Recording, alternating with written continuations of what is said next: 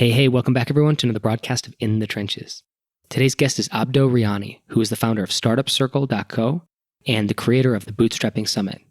Today, I sit down with Abdo to talk about his Bootstrapping Summit, how he came up with the idea, what he did to implement it, what he did for his business, and kind of the ins and outs of where things worked really well and what things didn't, what things he would improve, and where he would double down next time.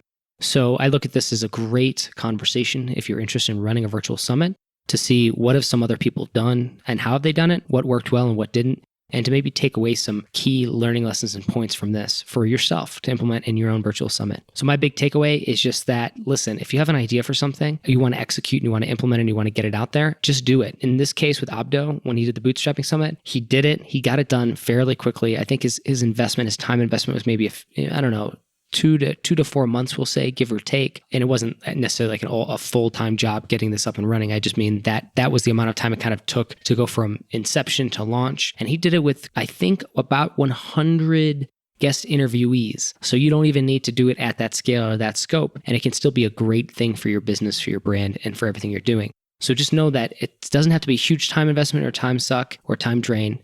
It doesn't have to cost you a lot of money. And it's something you can do on the side, but it can still add to your bottom line by putting you on the scene, making you visible, and allowing you to kind of build relationships with really important people in your space. And I think a summit or a podcast, those are one of the two best ways to build relationships. So I'm a big fan of kind of what Abdo has to say today. So I'm going to leave it at that. Without further ado, let's get to today's conversation. So Abdo, the place I want to start is a little bit of your background, like what led you to what you're doing today before we connected and before you ran your Bootstrapping Summit and the results you got from that. Let's backtrack a little bit. How'd you get there? Absolutely, Tom. Thank you very much for having me to begin. I'm really excited to talk about the journey right now and focus a little more on the summit.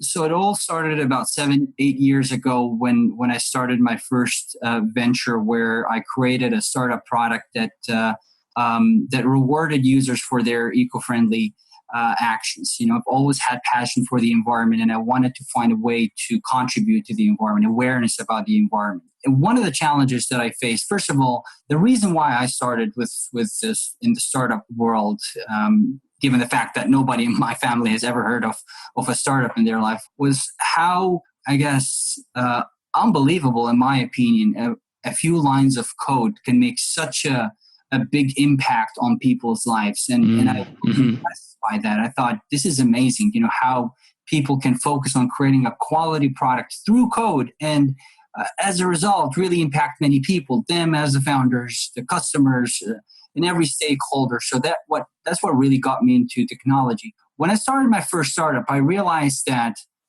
I guess, funding is important. I learned quickly that it's not that important for any entrepreneur to start. Anybody can start with whatever resources they have, but it is somehow important. And I learned after my first venture that there are many things that entrepreneurs can do to mitigate the lack of resources issue. Whether it is to go to market under the condition of the unavailability of the product, in other words, doing things that don't scale, whether it is to focus on building an audience and then launching or pre-selling the product to the audience. There are many ways that entrepreneurs can do that, and I wanted to talk about that. I wanted to become, I guess, an ambassador for entrepreneurs, to show entrepreneurs how they can build viable and valuable startup ventures under limited to no budget. Now, 4 or 5 years later, I started investing in building and growing an audience by sharing valuable content. And it was, for example, recently that I started the Bootstrapping Summit with the same goal. I wanted to grow an audience, and I wanted to build connections, and I wanted to sell services now that I'm trying to expand my products. And the summit was one way I was able to accomplish all of this. And I really want to discuss it in details today and how together we worked to make a success out of it. Yeah. And that's what I'm really curious to kind of dive into as well. Because I think I read one of your emails that came out after the event ended, and you kind of made this kind of cool comparison that it was like, to get up to your first 1,000 subscribers, I think it took you over a year. And then you like blew through that number with this event in like a few days or something like that. So tell me a little bit about kind of what this thing did for you, this launch of the summit, kind of broadly speaking, and then we'll kind of get into the nitty gritty of like what worked, what didn't, what you would like double down on. But broadly speaking, what were the results of this launch for you? Absolutely. So here's Tom, let me describe it in a sentence. I'm considering this event or online events in general what I would call every entrepreneur's opportunity for a 3 months overnight success. To be very honest, I think this is one of the fastest and most effective way for any entrepreneur to accomplish many things. Let me name a few that I have accomplished.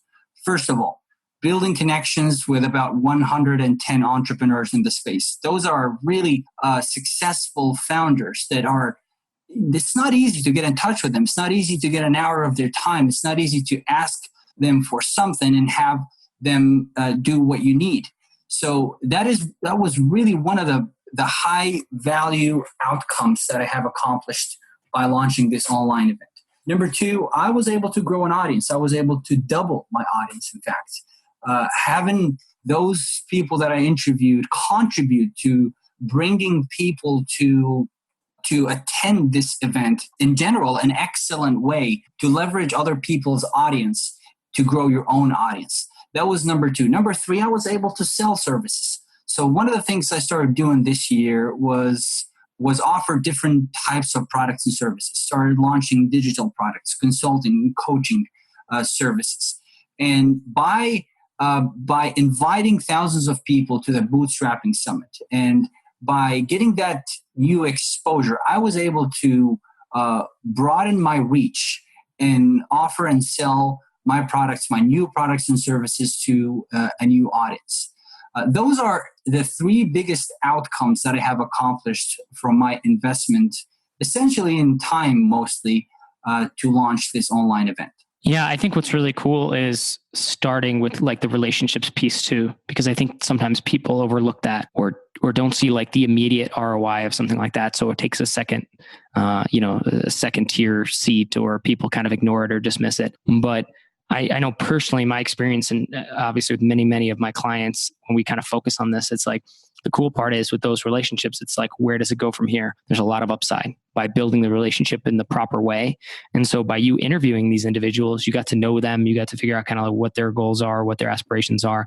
There's probably going to be ways that you can help them out in the future, but now they know you. So there may be something where you guys could work on jointly together. They could support you in another campaign.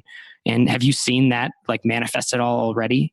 Exactly. Now, you talked about long-term, the long-term result or the return of, the long-term outcome of building relationships. But actually, I've also seen the short-term outcomes of it. First of all, there have come many opportunities during the calls that I have discussed different opportunities with those successful entrepreneurs that we're currently planning on collaborating on. So that's number one. Number two, the short-term outcome of getting to know those people, interviewing them, highlighting their expertise, getting them exposure to a new audience, is that just a couple of weeks later, not a year later, just a couple of weeks later, they're usually more than happy to spread the word about your event and getting you exposed to a new audience. So in addition to what you're talking about right now, Tom, of having those connections that you can leverage in the future, I think there are so many benefits in the short term as well. And the two that I mentioned right now are the biggest and had the most impact on the success of my summit so far. I love it. And so when you ran this event, when we connected, you were in the kind of planning process. I think you had actually already started to interview some people, and then we started working together, kind of like to solidify some of the pieces strategically and kind of operationally to make sure it ran as smoothly as possible. One of the things that I remember with one of our early conversations was, I think I remember saying, this is a little tight of a timeline, but let's see if we can make it happen. And you did. Like you condensed the timeline to a point where I was a little uncomfortable because I was like, if we had an extra month or two, maybe we get more people on board. But you did it seemed like really quickly. So what gives some people a context of how like quickly this whole thing from idea and conception to starting those interviews to the launch, how many months it took you or weeks? since last year, actually, I've been thinking about launching a summit. I even bought the domain Bootstrapping Summit. And it was just in the back of my head, and had been thinking about it for a while. And then I interviewed you, and then you interviewed me, and then I saw your numbers, and I really liked those numbers. So I thought about it for a little bit, and I said, you know what? I don't have much to do over the next 2-3 months. I'm just going to go all in. I think the next day, if I recall correctly, I emailed about 60 or 70 people, and I had 12 confirm. And I remember in my pitch to them, I said, well, in this event, I'm going to have 40 speakers. And then the next week, I had like 40 already, planned. So I said, I have a lot of time still. So let me keep contacting more people. And before I knew it, I had 100 confirmed interviews. So it was really a matter of just doing the work. If you don't have other things to do, and if you just want to focus on organizing this summit, I did 100 interviews in 42 days, and those were one of the first interviews in my life. So it wasn't like I had a lot of experience. 90% of the people I interviewed, I had never met or had never exchanged emails with. So it's one of those things that don't require experience. Don't require a lot of knowledge about running, summits or online events.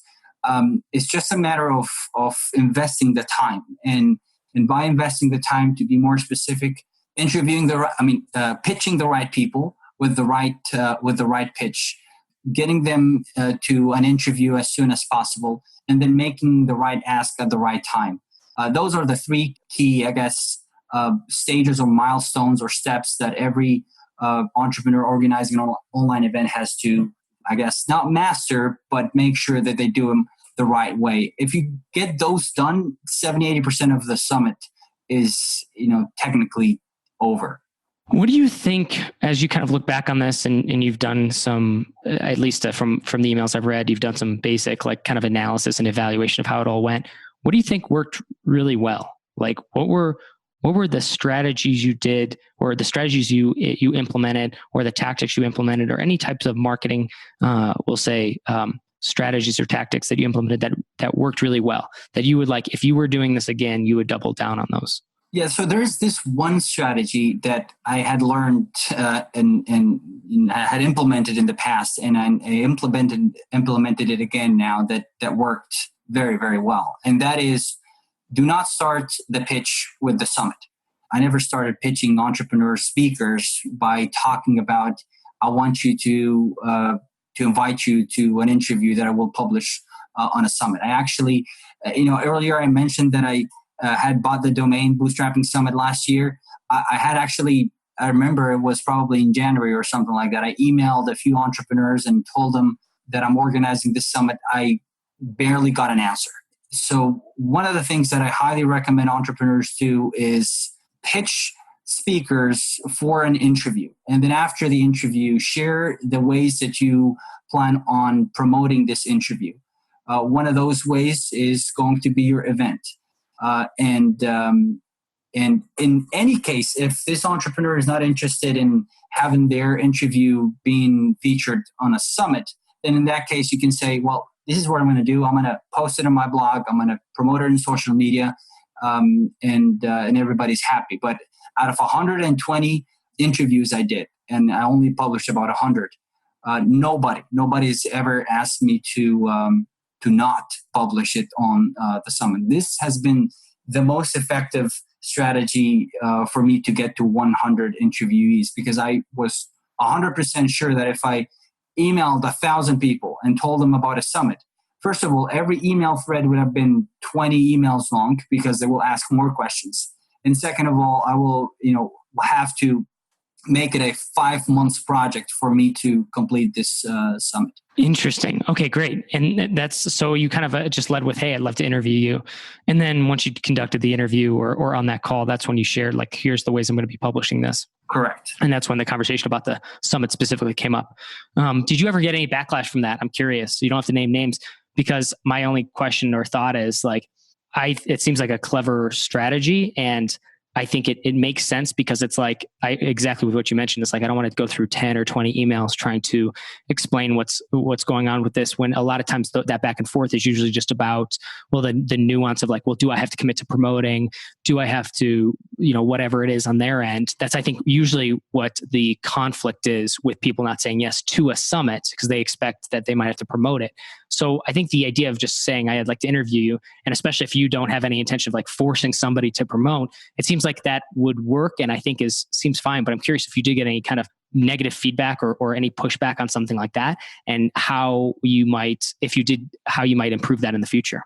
Yeah, there was one situation. There was one entrepreneur who I emailed kindly asking if they would be inclined to promote the summit, and he didn't like the fact that I not didn't like the fact, but I thought that I imposed for him to promote the summit or for me to publish it on the summit. And my intentions were completely different. I said, if you're inclined to promote the summit, your interview in the summit, when would be the best time for you? So he said, I wasn't expecting to promote anything, and I'm not sure, I'd like to do that. And after explaining this to him, he understood. But it was just a misunderstanding. The key here is to make sure that you don't impose anything. You're just asking if you could please promote the summit.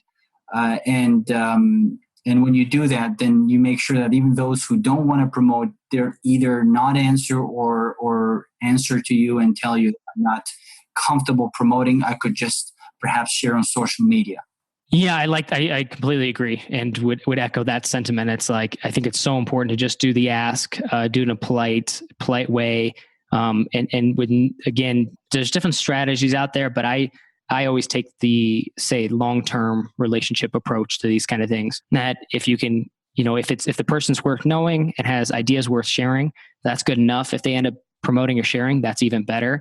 But it's like having that relationship now and then being able to do something with it in the future is better than trying to go make it transactional right from the start. And I've seen people reach out to me like, oh, hey, sign this contract and you'll be on our summit. And it's like, I have to do all this like promotion. I'm like, this is nuts. Like, I'm surprised this would ever work, but maybe for some people. But I definitely like your approach. It's like, do the relationship based one. And I'd say if there's only one out of like 100 negative reactions, or we'll say just not as positive, and even that you kind of smoothed over, it sounds like that was a successful strategy and you could do it again. I think it's worth it, to be honest with you. And it saves them time, because when you pitch them the idea of the summit, unless obviously you know the people. I know, for example, for your summit, for the 100K launch summit, you knew most of the people you interviewed, and you could go straight and talk about the summit, and that your goal is to help those who are looking to launch a product or service, and getting as many people to attend the summit as possible. Would you be able to also promote it for me? That if you know the people, then it's easier. But if you're talking to strangers, it's really much better to start with the relationship. Start talking to them, getting them to an interview, do a little bit of research about them, have a conversation. After the conversation, after building that trust, after building or moving that barrier, then you can kindly ask. And 99% of the time, you're going to get a friendly answer, whether it's yes or no. When it's, a positive answer, whether it's yes or no. If it's negative, then you could deal with it and make sure that you're clear that it's really no condition to being on the summit. You're just kindly asking if they'd be interested in promoting. Yep. Awesome. I completely agree. I think that's a good strategy. So you did this over a pretty short period of time. You ended up getting a bunch of promotional partners from the people you interviewed, but not forcing them to promote or anything like that, just using this kind of the strategy or process you outlined. And then you ran the campaign, and it looks like you ended up growing your list pretty substantially, much faster than you'd ever had before. You, I think, did relatively well financially. You don't have to divulge numbers if you don't want. And then what I thought was really cool was on the back end, you then landed some new, what I guess I would consider or describe maybe as like lucrative clients. And so maybe you can kind of give us an idea of like what has been like kind of the financial or business impact beyond like those kind of 4 key areas you mentioned earlier, in terms of like where you're going now with the platform and what is it allowing you to do now? Absolutely. So, Tom, if you remember a long time, about 2-3 months ago when we talked, I said my goal is really to get more exposure. I'm not looking to monetize the summit. I'm not looking to generate any revenue over the short term. What I want is a bigger audience so I can launch more high-end products and services to them in the future. And this is exactly what this online event has allowed me to do. In fact, right after the event, I was in the middle, maybe the last day or two, I got approached by one of the attendees who's starting a new venture and asked me for help. One of the things I do is I help entrepreneurs take an idea to first paying customer, including product development, marketing, and consulting through my startup development studio, Aspire IT. And because of the exposure that I gained throughout the summit, I was able to get in touch with entrepreneurs like him, and that turned into a 5-figure project. So that was, I guess, the immediate impact of the summit. But many of those entrepreneurs that have joined are in contact with me right now, and chances are in the near future, many of them will convert into paying customers. And that was really my first and ultimate goal as we talked, if you recall, a couple months ago about what I really want to accomplish from running this event. And it's very, very important that if you're running your own event and if you're thinking of having a successful launch, that you start with the end result. What is it that you want to accomplish as a result of the online event? Because the online event, most of the time, is really not the end result. It's like a medium. And when you have that in mind, you can make a few adjustments. You can make some moves that would allow you to accomplish those results sooner or later. That's awesome. And you also, a quick question, kind of this is more detailed, but I know you implemented Right Message, which I've spoken about. I don't know if I've spoken about it on the podcast before, but definitely in my newsletter, and I've written about it on my blog because I think it's a really neat tool that brings the ability to kind of like really infinite customization and personalization.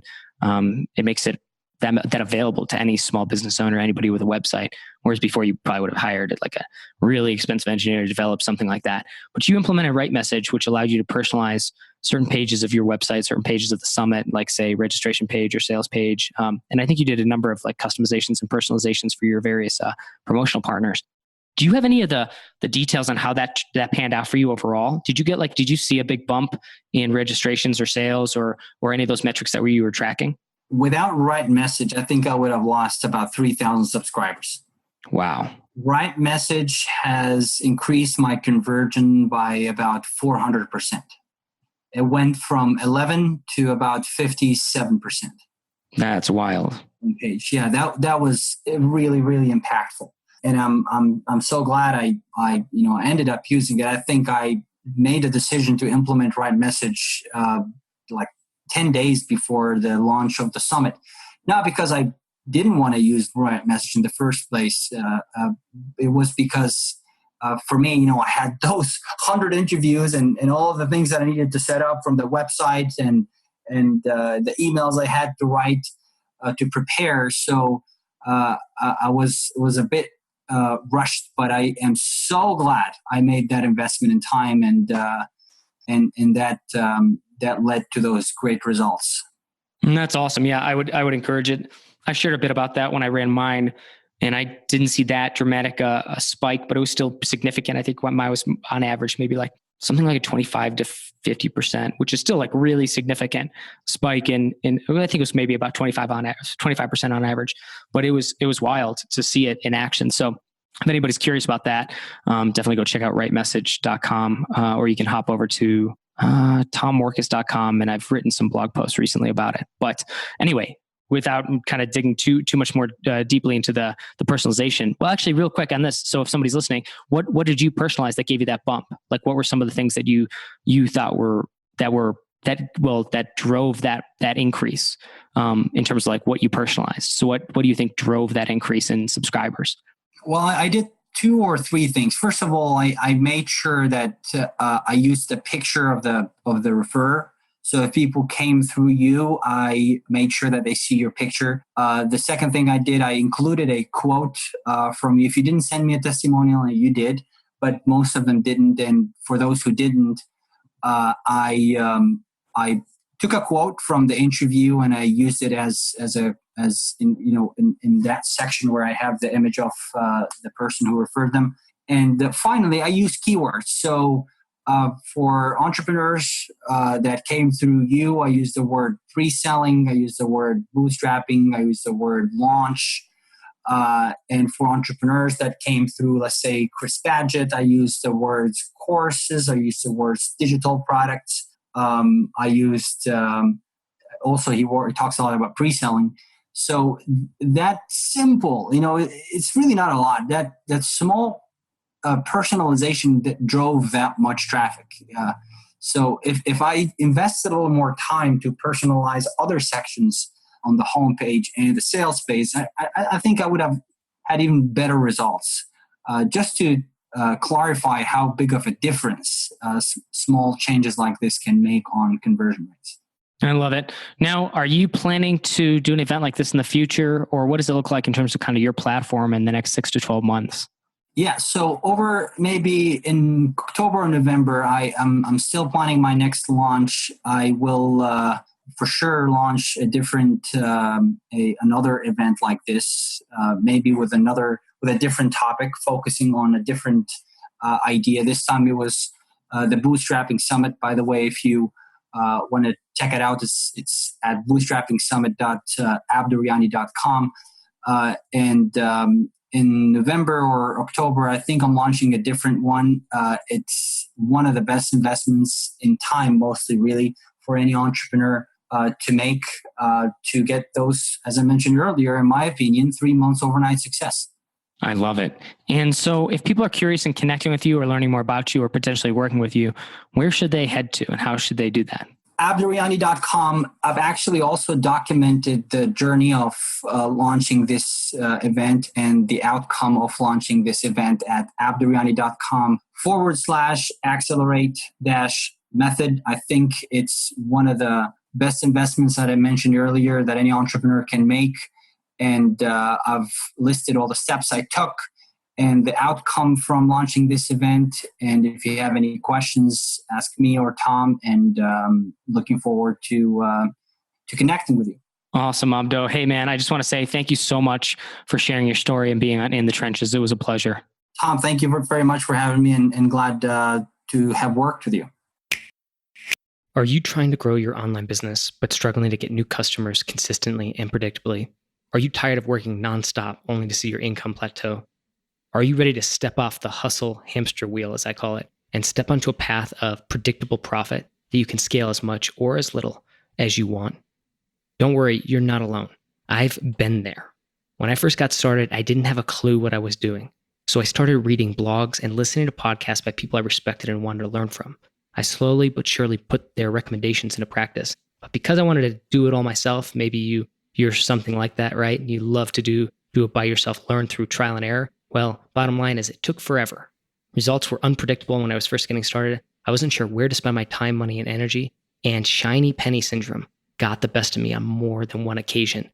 For many entrepreneurs, the amount I sacrificed, working literally nonstop in some cases in my spare time, and 12 and 14-hour days routinely after going full-time, combined with the endless fog of war, aka that uncertainty that I had to deal with at all times because I was going it alone, I think that would have been enough for most entrepreneurs to throw in the towel. But I was persistent, focused, and I stayed humble. Day after day, I worked to grow the traffic to my website, increase my list of subscribers, and generate a healthy living for my ebooks, e-courses, and other digital products. At least that was the goal. But maybe more important than the work was that I paid attention to what I was doing, including what worked and what didn't. Eventually, I discovered a predictable pattern of growth. And so what I did was I just doubled down on those things, and I scrapped or sidelined the other things that weren't working so well. Finally, 2 years after resigning my commission as a captain in the Army and going full-time on my online business front with my blog, with my podcast, etc., I replaced my income with digital product income. 2 years. And so if that's where it stopped, I would have been happy with it. I would have been happy with the results. I wouldn't have complained. I would have been very content just replacing my income. But the bottom line is it was so much work. I wanted to, see if it could go somewhere else, right? So I just kept doing what I was doing, but better, faster, and more effectively. Again, just kind of applying the same system that I discovered from seeing these patterns emerge, right? So I implemented it, I kept doing it. And eventually replacing my income turned into doubling my income. And then that turned into a little bit more and a little bit more. But not just that, it afforded me the freedom to dictate my day and also choose the projects I want to work on the schedule and on the timeline I want, and to work with the people I want to work with. And to me, that's like a whole new level of freedom, especially coming from the military. It's something I've never really had that level of complete autonomy until I became my own boss. I started my own business, and until it became profitable enough for me to start to take a step back and actually reap the rewards of it. Because it's not all just working. And I do believe it's hard work. And I'll always say that. Nothing about doing this stuff is easy. But at the same time, you've got to reap the rewards at some point and take some of that profit, even if you're just reinvesting it into new assets and things like that. Bottom line is, it can't just be work, right? Entrepreneurship and business is about that result that occurs, the value you've created and the profit, that piece of value that you've captured, okay?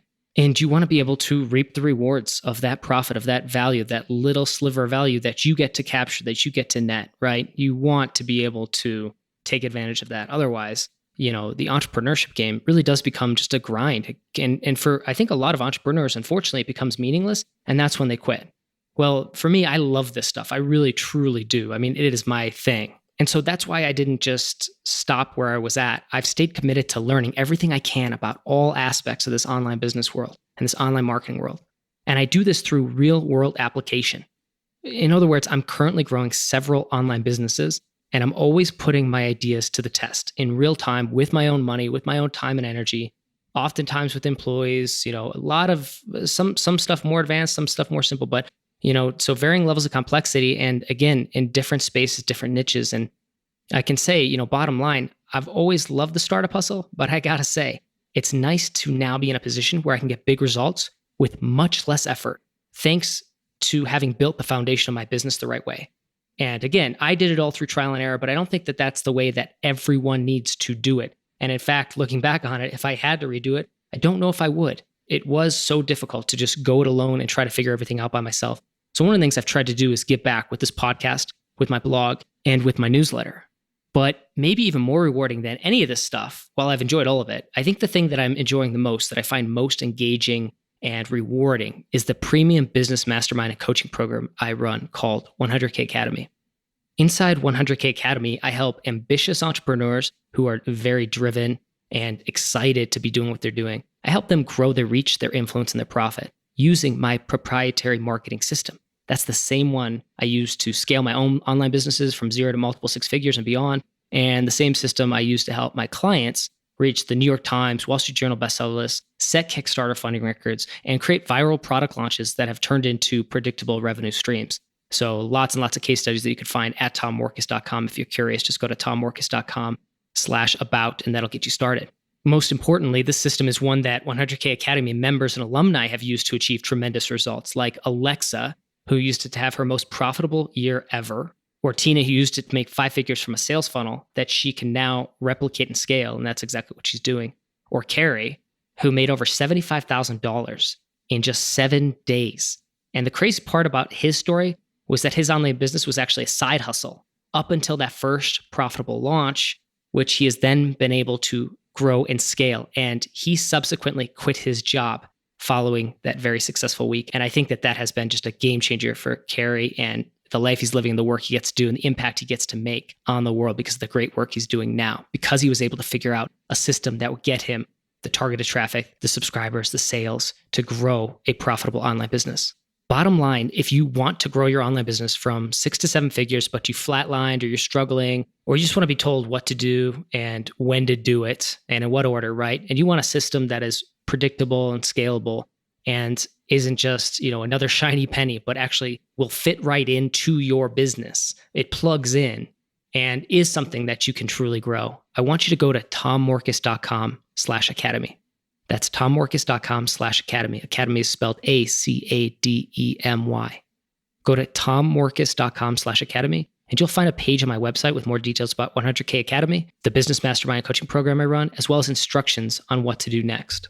Again, that's tommorkes.com/academy. And if you're serious about growing your reach, influence, and profit, just follow the instructions and we'll be in touch, okay? Again, tommorkes.com/academy. Go ahead and head over there now.